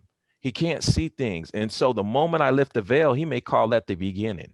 It was never a beginning. It just, the veil, something took place, a removal or a revealing took place, and it was a demark for that individual. But at the end of the day, our goal is to get across the street and see all as it really is. Or you can stay in the illusion and have the veil over you. It's all about removing those the veils of conscious awareness is what I would call it. Right. Hoodwink You or know. no hoodwink. Yeah, Yeah. okay, Right, hey, you hit it I right. mean, that's Yeah, what thank that's you the for first that. thing I saw when you said Yeah, that. yeah. And That's another thing, when you look at it, when the instruments and the gauges and things that the time, or not time travelers, but the space astronauts and things that their space rovers and stuff, they use tools based on Earth's time. So when they go out in space, they're calculating their measurements and their distances and the times based on Earth's motion and what we know, this vantage point or reference point. But if you strip all of that away, there is nothing. That's why we can't travel anything faster than our technology. Right. Our technology is only going to take us to a certain point because of this vantage point. So when you see these movies about space travel, time travel, and hyperspace and all that, those theories, they will fall apart based on using math and science of this realm and this Earth. Now, potentially, we may break through and come up with a concept to be able to travel through some of that stuff, but it won't be the way any scientist on this planet has ever thought about it. Right. And they looking at that light speed, but it's another variable when you look at frequency and waves, particles, and how wave frequencies and sound frequencies, they expand and they contract. And I'm pretty sure some scientists that look at that, how to fold space. Einstein mentioned it, folding space and going from one point to another and then pinning a hole through it, making the wormhole theory. But what Einstein essentially was talking about was that folding of space is the radio waves waving like this. Instead of making a long wave, you're contracting that wave and making it smaller. It's like a TzimTzum. Yeah. And you know what? If even modern day physics, right? If you study modern day physics, they bear witness to the fact that time and space had a beginning. The physics, the math can prove it, right? They call it Planck time. So we can't see anything before Planck time, 10 to the minus 43 seconds, right? You can't see anything before that. And it's almost like, if you look at time and space, like you and I can measure this, we can measure this, we can measure this, we can keep on measuring, but we can go back so far that when there is no way to measure, it's now this. You no longer can see separation. You're back to oneness. And physics has actually proven it. They're saying right now, we can't see beyond 10 to the minus 43 seconds because everything looks like it's one. Literally. Yeah, and they're literally, their math. This isn't something that, this is not something we have to believe. The math shows them that they can only go back to a certain point, and then everything looks like it was just one. I And think and the physics falls apart. Then they can't get into that realm yet. It goes back to Lucy. At the end of Lucy, Right. what happened with her? She was moving so fast, you couldn't even see her. You can't say it, right? You Right. can't see her. Yeah. She moved so fast. She That's because became matter can't move faster than light. right. Yeah. Light Yeah. extracts matter. So we know time and space it's something before that. Physics is now the way they do it in science is they don't like to do the what do they call that thing? I just put it, they don't like to do the God of the gaps. So I like scientists when they say, listen, we only can go back to 10 to the minus 43 seconds. But they don't try to say, well, we should believe this is what was before. They just say we don't know. We simply, They you know what I know. mean? You see what I'm They know. saying? But at the end of the That's what I was day, about. most people will come in from a religious perspective and said, yeah, that's God was before that. Well, God, that could be. God could be probably what it is. But from a scientific perspective, they yield and say we have to keep digging. We would like confirmation of things. What I find fascinating, and I know it's easy for us to draw correlations, but man, some of these schools of thought seem like people were creating things based on reality and they watered it down for us to understand it. You know what I mean? Like I can look at some of the things that are taught within Kabbalah and lay it over what physicists are talking about. You see what I'm saying? Literally lay it over it. I granted it's not the exact math. We're not dealing with math and stuff like that, but the concepts, they correlate with each other. Yeah, They well, really the do. Brother Dalai, Watson, Yes. I was just gonna say, Brother Watson, all they doing with all this science is proving it. You see what I'm saying? They're trying to prove it. They want to work from the outside in. Yeah. But what happened with our ancestors, they were inward, Yeah. not outward. Right. And that's the Interverse difference. instead of the interverse. right. That's why they were light years ahead. Yeah, and the Dalai Lama, specifically talked about certain things like that. He says scientists say, well, this is DNA. Dalai Lama's like, oh, you call that DNA? We call that this. Scientists say, well, you call that, scientists say, well, we call this physics. And Dalai Lama's like, well, according to my religion, we call it this. In my belief system, this is what we call that. And you start seeing these concepts and you get a better understanding. I mean, you start looking at the Bhagavad Gita, the same things that the Dalai Lama is saying, the same thing that scientists are saying, the same thing that the Kabbalah says. All these things, they overlap each other. And at one time, we were of essence to conceptualize all of this, but somewhere along the line, we fell, literally mentally collapsed. Yeah. And then Lost awareness. getting back to the looking at space and time, when you look at space and time, when you sleep, do you feel weight? Wait, no. You don't feel, you feel weightlessness. Nothing. You know something else about sleep, and I don't You know don't know about you time guys. either. Yeah, let me tell you Sometimes you something. wake up, you know, Mm-mm. you Yeah, can and do you sleep like notice that you 10 don't minutes. talk in your sleep, Right. like with your lips, but you understand everything that's going on? Think Oh, about okay, that when you right. sleep next time. You know what I mean? It's like there's no, I don't know, when you start getting to a certain level, like sometimes I go to bed. When I go to bed, I drink a lot of water. I hydrate myself.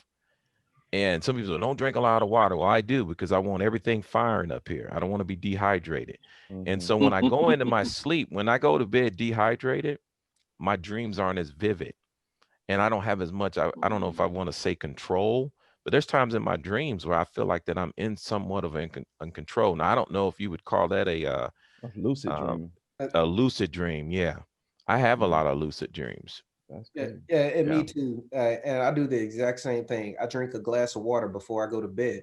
Yeah. And the reason being is that um, the way your kidneys and your bladder functions and stuff like that, you get more lucid when it's time to wake up. So during that lucid state, you start remembering, you're able Uh-huh. to actually recall and memorize what you're going through in your dream process. And the goal, one of the goals of gnosis is to be able to return to that dream state so you can Mhm. advance back when you die. Yeah. Yeah. So if you can master your dream state and be awake in your dreams, when it's time to die, you can awaken during the moment of death and you can see everything that's going on. Now, at the same time, Gnosis teaches um, this particular school, followed by Samuel Onvior. Their practices is that when you die, if you can remember, you'll move on to that next life. So you move on to that next life fully aware of your previous life, and then being able to remember previous past lives. I don't know how far back that goes, but I kind of understand it. But I'm of the mind of Alan Watts. Why do I care I was just about getting ready to my say life that. You 500 just took years the ago? you just took the words right out of my mouth as you were speaking. I was like, should I say that out loud? You know what I mean? It's like we have this infatuation. I do. I have a infatuation with, hey, I'd like to know before, but in reality, it doesn't even matter, man. You Right. know, It doesn't it, matter. and that's when you're in love. That's the ego. That's the individualism. I'm still fighting with that myself. I'm getting to a stage now in my awareness where I'm starting to realize that when I move on, this that I consider Charles Watson is gone. When I say it's gone, it's not gone per se. It's unified. It came together with Michael Williams, with Christopher, with Brother Barrett. We're all one. And until we decide that we want to be unified again, we want to reunite the sparks, we're not going to put back together Adam Cadman. We're going to be down here as individual souls because we have a yearning for that. We have an attraction to it. I want to come back in this life. I just want to be me again. Right. But there is no me. That's the illusion. Right. You're saying I want to come back to the illusion, and that's Right. a really hard. That's hard to deal with because Yeah, I attended a memorial about 3, 4 weeks ago, a Zoom memorial, and not to get into nobody's religion. I don't want to discuss the religion of this particular individual faith, but I attended this memorial via Zoom, and some of the things that they were saying caught me sideways. It was like, basically they're saying, when you died and then Jehovah is going to come back and he's going to bring everybody back and make earth a paradise. And I'm hearing this being said and I'm like, nah, that ain't right. I'm like, the carrying capacity of each planet. Jehovah's gonna do Yeah. So I didn't say the religion, but that? but this concept is that the earth, I'm like, man, you come back to this earth, you're going to exceed the carrying capacity of this planet. yeah, and that's what I tell people all the time. Like death, believe it, death is necessary. Right. De- It's a de- necessary thing to and it's replenish. not even evil. Right. It's You not know what even I mean? right. But Uh, some of these concepts that are out there, these theories is just like, okay, not knocking anybody's faith or belief, but when we gonna come out of looking for the Easter bunny? hmm. When we gonna come out of, looking for Santa Claus to come down this chimney? I mean, you can tell your kids that this is a story, but you can't tell yourself that this is a story. Right. And with this story, yes, it provides spiritual guidance to a point. And that's what it is. It's guidance to a point. It's not a guidance to the hereafter. Yeah, and like I was saying earlier, the challenge that like with me, I could never give myself wholeheartedly to any school that came through a vessel called a man or a woman because it's the divine light is going to be skewed when it comes through here. It's going to be refracted. So when someone says that, even the Kabbalah, I'm always looking for what resonates with me in the Kabbalah. What am I, what is my vessel ready to receive? What is the pure light ready to bestow upon me? I'm placing myself in certain types of positions to receive certain things, but I'm not receiving them blindly. I'm not studying the Kabbalah based upon no belief system. You know, I'm studying it based upon what I can reason out, because I don't want to believe in the tooth fairy and Santa Claus and all those mythological tales unless they have some type of moral lesson that they're trying to teach me. I get that. Sometimes storytelling through myths and stuff like that is a great way to teach about reality. But the problem is when you start to forget that this was a great way to teach about reality and you start to think it is reality. You see what I'm saying? Yep. I had a real quick question here, brothers. Because something popped up that Brother Watson said, and then Brother Coney said it too as well. Is to me now, so we fell from grace, and what's happening right now is our ego is like kind of like that barrier of getting us back into all, because we're thinking about ourselves as an individual. And then Brother Coney in his presentation, he said, when you're looking at these four worlds are happening all at once. And I was like, hold up, like this is all coming back to the same thing. So take out religion, take out all this stuff. It comes back all. We can't look back in a certain time because it just becomes one. Everything goes back to, no matter which way you slice it, religion, technology, science, it goes back to this oneness and this uniqueness and this all with a capital A. So I'm looking like, man, like my ego is basically stopping me from experiencing. It's that hood or that sheet that Brother Watson was talking about for me to see everything, because I can't be a part of the all. I'm separating myself out personally. So I just thought that was really interesting. Like it's just crazy that like literally the ego is that dividing factor, and it's like literally no matter where we slice it, we have to go all the way back to the all. That's it. Well, it's not the ego. We have to stop demonizing the ego. Unbalanced ego can, but a balanced ego is actually the thing that's motivating you to return to the all. Because if without that ego, then you have no need, no wants, no desire to do anything. Come on, speak that. The ego actually is your greatest weapon if used properly. It is it's an uncultivated ego that causes the issue. If you can master and control the ego will lead you in ways that you never thought possible. It's the ego that makes you think you can get that girl across the street. It's that desire. It's the ego that says I can get that job. It's the ego that says I can learn what I need to learn to get back to the source. Yes. So we got to stop this idea that the ego is this bad thing and it's stopping all this. No, that's not the case.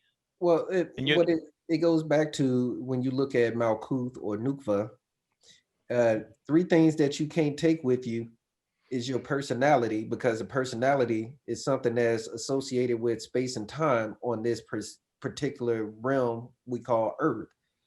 The other thing is your physicality. You can't take your physicality with you because the physicality belongs to this Earth.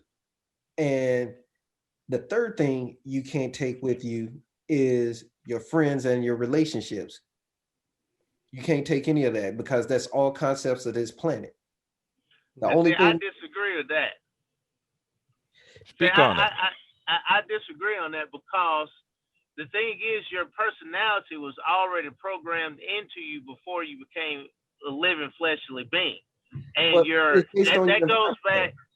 But see, that goes back to, like I said in one of our first episodes, you have the listener, the thinker, and the speaker. All of those three are encompassed in one. But all those things are actually spiritual. So if they're already spiritual, the only thing that you can't take with you beyond this point would be the fleshly.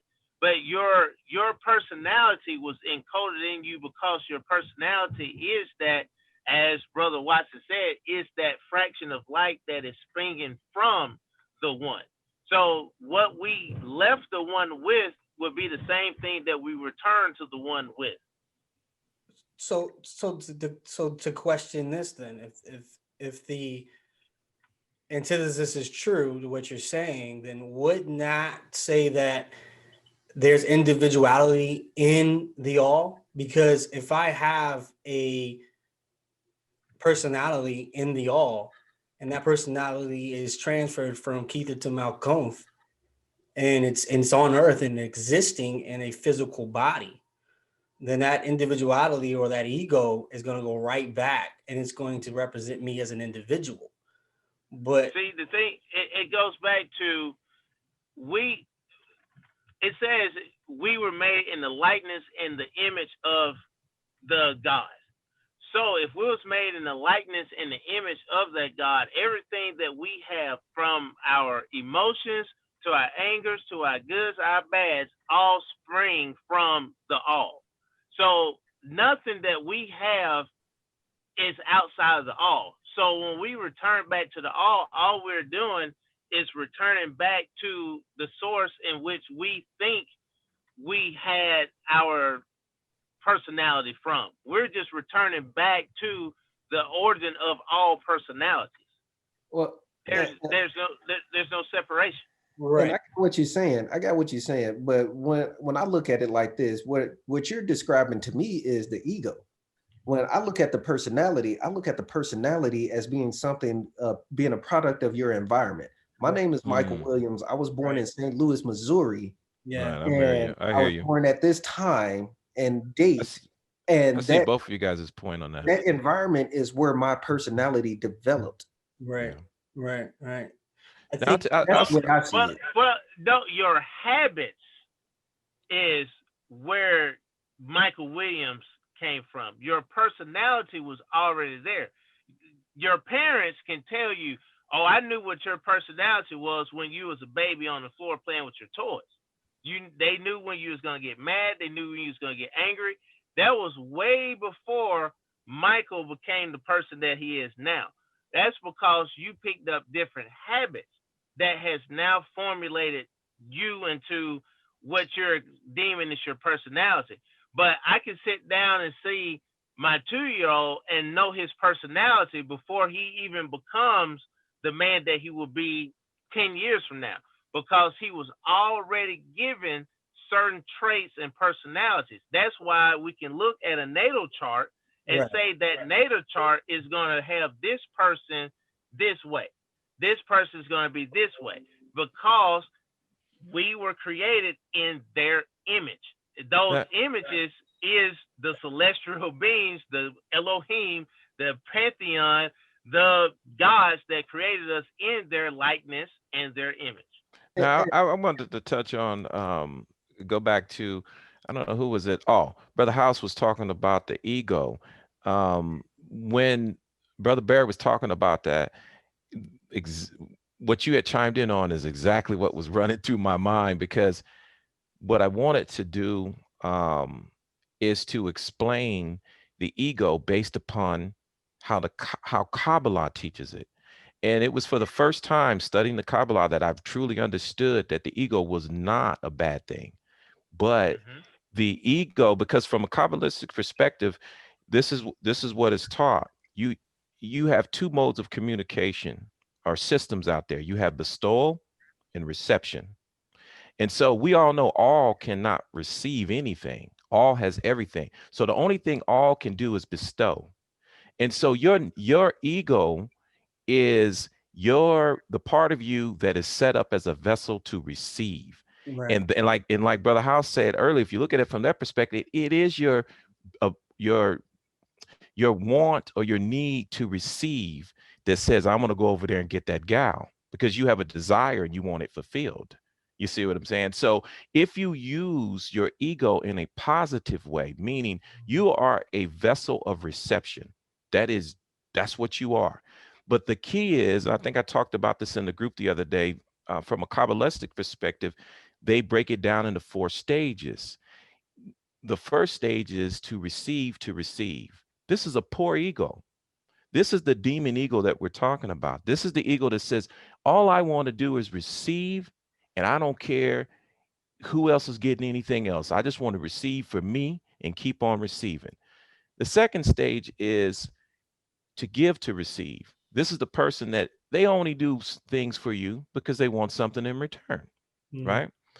The third stage, you're starting to get more into the image and likeness of the bestower of all, when you decide that, yeah, I want to receive, you can't refuse reception. You are a vehicle or a vessel of reception. But now you have what they call the proper intentions.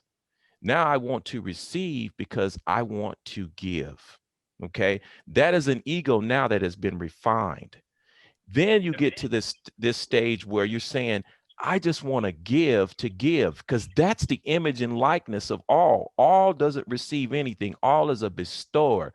You are a vessel of reception. And I just learned this in Kabbalah. It was the first time I ever understood what the ego really was. And this is just from a Kabbalistic perspective. They don't demonize the ego. The ego that they're demonizing is the raw and unrefined ego. The ego, I would say, right out of the box. And that's the one. And we know a lot of people like that. They're selfish, they're self-centered, narcissistic. They just want to receive to receive. What the Kabbalah teaches is that you are a vessel of reception. You cannot deny you cannot deny that. But what you can do is through using what they call a screen, you can have desire come and flow out, come and flow out. And what that does is it never gets you to the point where you're fulfilled, but you're not depleted.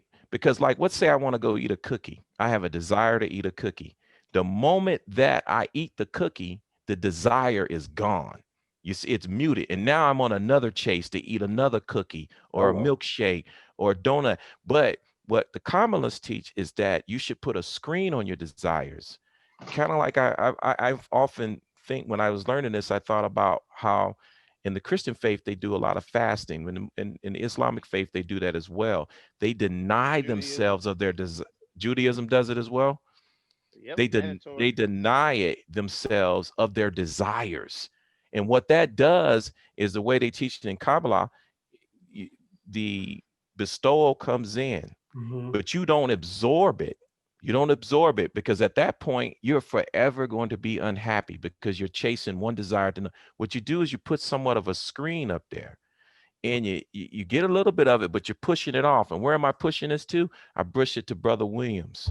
The next thing you know, something else comes in and I push it off to Brother House. And at this point, your desire is never really depleted. And that's kind of from a Kabbalistic perspective, what they teach. I think that's real important for our viewers to understand that there's two systems according to the Kabbalistic teachings.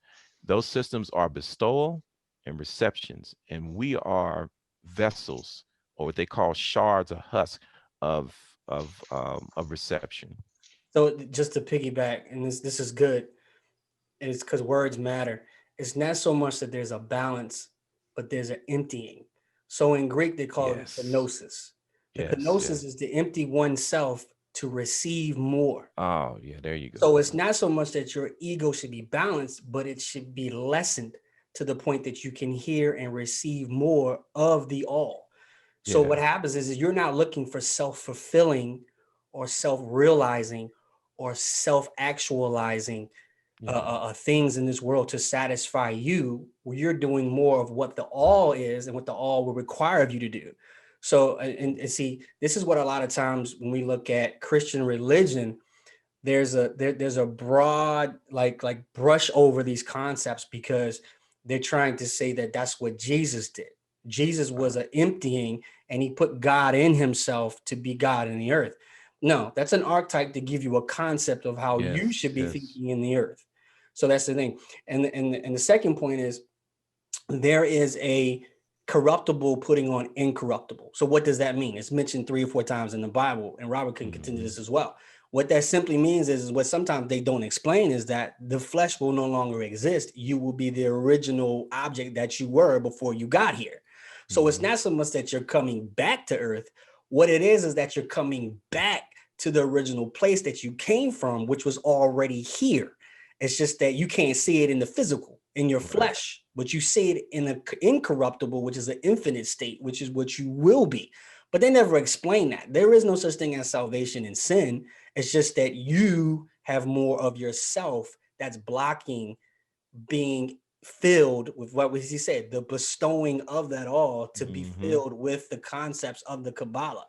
That's why you have to go from the bottom up. That middle pillar is saying, hey, now I'm going to do less of myself and do more of what it is in the Kether, but I have to go through certain other Sephiroth. So I'm gonna have to go through Yesod. I'm gonna have to go through Tephiroth. I'm gonna have to go through these stages. And in those stages, I'm gonna have to go through another 10 Sephiroth inside of that stage. So there's steps to this process of what happens is you'll see so much less of you and in that original image of God you were created in, so that you make better decisions and you begin to see better results. So again, it's not so much that there's an ego or personality, because the birth chart speaks to how we come here and what we're going to do and how we're going to act. But what it is that our soul, it speaks to what we want and how we navigate, positional navigation. You can only navigate from where you stand and what you see and where you're trying to go. If you empty yourself and take in more data, then you get to see more boundaries and you contract and expand. And then that way your mind grows and now you can see more and do more. And you know what? Jesus, going back to the Christian rendition of this, Jesus was the perfect archetype to describe the final stage. I was talking to someone the other day. I said, just if you read the narrative, you don't have to believe it took place or not, if that's your choice, right? If you're reading the narrative, Jesus gave just to give. Think about that. You understand what I'm saying? He was at the highest state. He was actually living in the the image and likeness of the divine. You see what I'm saying? He gave just to give. And we have a saying in the Scottish Rite, greater love have no man than this. Then he lay down his life for his friend. There it is. There it is. I got a good friend of mine that is he practices Islam, and he mentioned something to me a couple weeks ago, and he said one of the greatest things you could do in our faith is to offer up your flesh for another person. And I was just like, wow, I was like, that's pretty deep, but it goes back to, he's not in the Scottish Rite yet. But when he said that, I was like, that's what I thought about, greater love have no man than this. Then he laid down his life for his friend. And this goes to back when we talk about the Lord's Prayer, not my will, but thine be done. Thy will be done. And if you think about it, that unity piece, like what resonates with me with the Kabbalah, it just builds on the schools of thoughts I have been through already. And it doesn't nullify them. I'm saying that it led me to this. And what I love about it is the unifying piece to it. If you look at the narrative there, right, what it talks about these sparks falling down, and they all think that they're individuals. We are not going to make it back, man, if we don't come together. You understand what I'm saying? Unity. This is the Tikkun is a coming back together. And if Brother Williams and Brother Watson and Brother House don't learn to come back together, matter of fact, in the Kabbalah, I'm studying this part of it.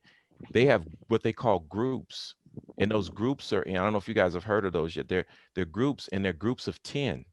Like when they study together in 10s, and they can judge the growth.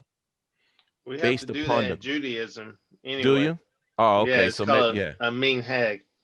I think that was the name that I heard. Yeah. Yeah. And it was amazing, because what they said is, don't attempt to study Kabbalah by yourself. Right. You need to find a group. And the group, because at the end of the day, it's about coming back together. And if you think about it, all the different schools of thought out there talk about the one thing that brings us together, that cement, which is what? Love. You see what I'm saying? And and in the Bible, it talks about do unto others as you what? Do unto yourself. Right, because at the end of the day, Brother Williams is me. we are one. Right. And that's why Jesus said, how can you love God whom you have not seen and hate your brother And Jesus have seen? That archetype of Jesus, if the story is taught correctly, it's just so much truth in it.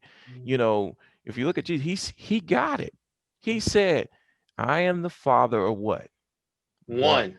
And they killed him. They said, this Negro is a fool. See, and that's the problem, because in Judaism, we say the Shema. We say it in the morning. We say it in the after. We're right afternoon, and we say it before for bedtime. And it's Shema Yisrael Adonai Eloheinu Adonai Echad, which is hear Israel, the Lord your God, the Lord is one. And the one, the word there is Echad, which Echad literally means unity, and that Wow. unity represents all of us beings from the highest level to the lowest level being one unit in one body. So, Yeah. excuse the helicopter. Wow. Oh, it's okay. So that goes right back to what I was saying earlier about the universe, and that's how it's taught to us, is that the the the universe is this one thing, and that one thing represents all of us in unity. And we have to get away from the idea of there's being separation when there is literally no separation. It's just one. Hey, one of the most important surahs in the Quran is Al-Ikhlas.